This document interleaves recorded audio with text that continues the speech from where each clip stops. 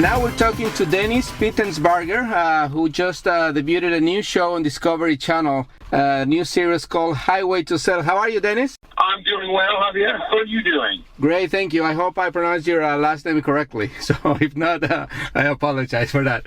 It was spectacular. It was perfect. Excellent, thank you. So, Dennis, you've been around cars pretty much all your life, as I understand. And from watching the first episode last night on Discovery Channel of Highway to Sell, I mean, it really shows. So can you tell us a little bit about your background with cars? I was just, the story is that my brother-in-law, or to-be brother-in-law, was dating my favorite sister, and Dad had cars, and between that, they kind of, jokingly bought me off to make him like him, and that's, take that with a grain of salt, tongue-in-cheek, and that kind of started the whole thing. And when I was young and in high school, I, started hanging around a body shop, and guy just wanted to check out what he was doing, and ended up, asking him if I could, if he would teach me how to do body and paint, and he handed me a broom, and he wanted to see if I was going to make it to work every day. So after I proved that I would make it to work,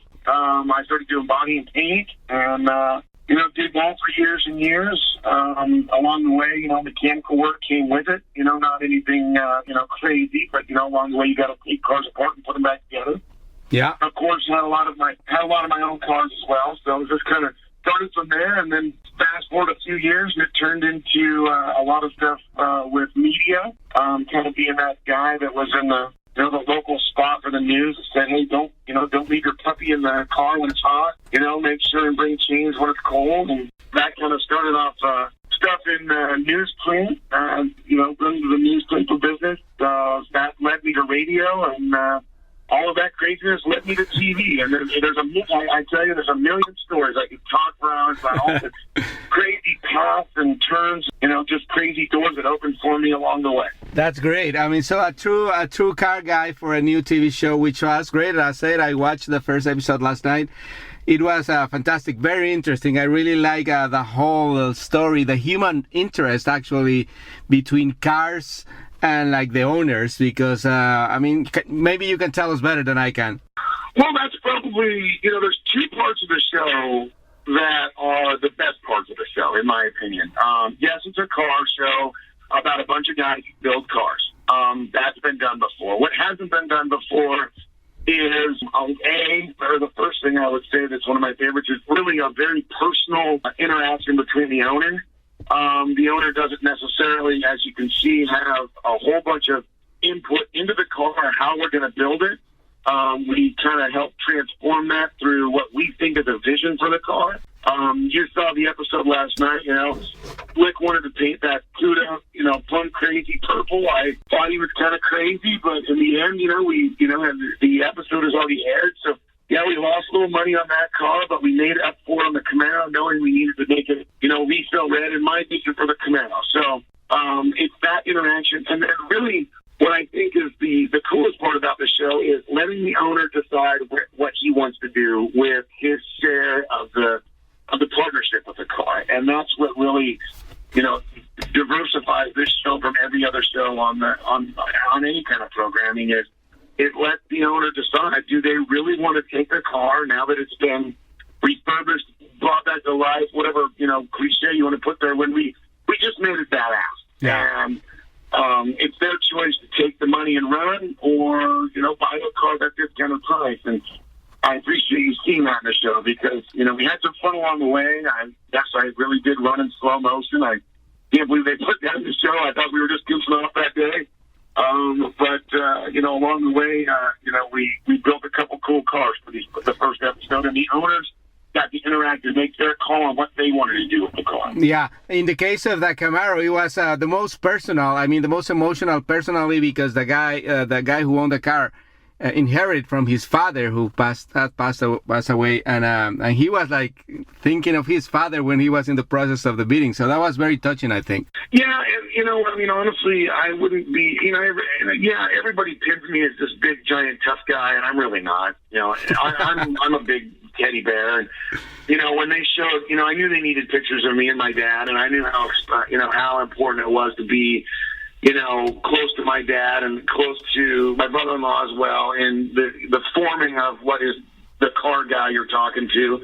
I knew how important it was for them to, do the right thing with the car in their aspect. They decided to, cut, they couldn't spend anymore. They got their guarantee. The gentleman who bought it got a really cool car. But yeah, that emotional tie to family and cars, because, if you look back on the history of the automobile, the car was a member of the family for so many decades, and yeah. I feel that we are doing a good job of reconnecting with that. No, absolutely, and to that point, I think most people who have like classic cars like abandoned in their backyards or garages, I mean, they get attached to them, and then sometimes they don't really see the true in terms of finance and terms of money, right? Because they think obviously it's valued more that probably they can get in an action and like what it costs to repair it too. So it's a good reality check for that. Sorry, go ahead. I'm sorry. Yeah, so it's like a good reality check, the whole process of what you're doing on the show. Yeah, I mean, it's really easy to say I'm going to get it done. I'm my own worst victim, I mean, if, the funnier interview might have been getting my wife on the phone and, having her go through, the multitude of projects that have come and gone in my life that I say to her, literally, honey, don't worry, I'll get to that one. And she always looks at me and goes, how are you going to finish that when I was working on everybody else's stuff? Yeah. That's almost, that's a real part of the show that can even, connect with the quote unquote car guy, and then all the regular guys out there that might think, gee, I always wanted to take on a project, maybe I might be biting off more than I want to chew. So it kind of hits all levels.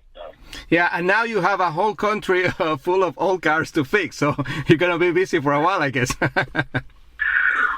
hope I am. Big, giant love for not only Discovery, but, Painless Productions and everyone included, Slick, I could go through the entire cast, T-Bone, Pat, Mike, Raleigh, Dave. I mean, everybody, I couldn't even name it, but Spencer, Tim and Ray, all the people that were involved in the show. It's a group effort, and I hope with a little bit of luck and a little bit of knocking on wood, which I do that. Hopefully they'll keep us on the edge until there's no more cars to fix. And I'm a little old gray man that's still on the station fixing cars for people. That would be great. So, Dennis, tell us a little bit about the process of finding these cars. I guess it's a team of people going out and looking for them, or how the people can get in your show, maybe. Well, I mean, I know that there will be a way to contact Discovery. I'm sure there's a way to contact. I know they haven't really set that up yet. I believe that they're going to. I'm not quite sure. They would be contacting Discovery as the mission for the cars, I believe. Don't quote me on that because I'm not quite sure. That's a little bit above my pay grade. I'm just a crazy guy who wants to fix the car. But in the essence of the first cars, it was a matter of just searching out cars that were in the area of the shop here in the Palmetto, Bradenton area. Cars that we saw potential with, whether it be online or any other way you can find a used car. And really, we just kind of went out and looked for them like anybody else looked for a project car, and approached these people and said, this is the idea we have. Are you crazy enough to do this and be on TV? And so that's the way a lot of it worked out. So I know in the future, I'm sure there'll be some sort of process. Again, I'm sorry for not having that information, but excellent. I'm sure there'll be some sort of process where hopefully we have thousands of submissions, and we can do every one of them. In a perfect world, that would be the biggest home run of a car guy's career. Yeah, we're talking to Dennis Pittsenbarger from the new series on Discovery Channel, Highway to Sell. And Dennis, we are only we have 1 minute left here on this segment. For people who have their cars there abandoned, and obviously that you won't be able to do all of them, can you give in 1 minute, what's the process of fixing an old car and doing it right? I guess a minute is not enough, but if you can do just an idea of that. Well, I'm going to be tough. The thing is, be patient.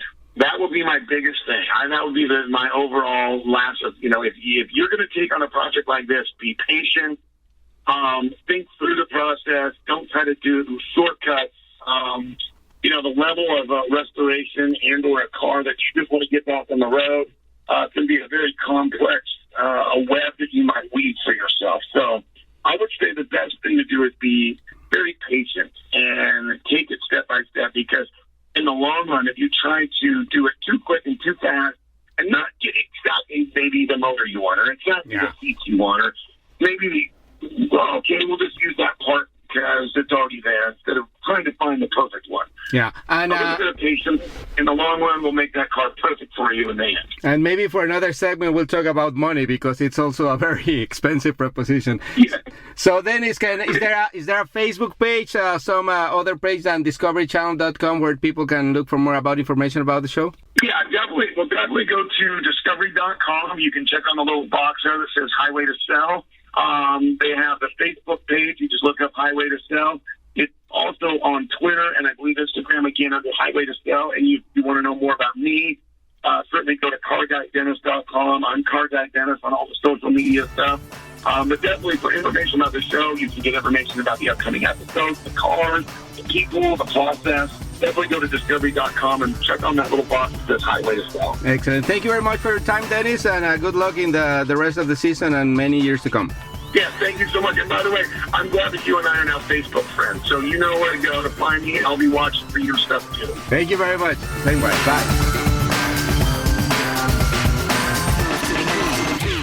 Este programa fue una producción de National Latino Broadcasting.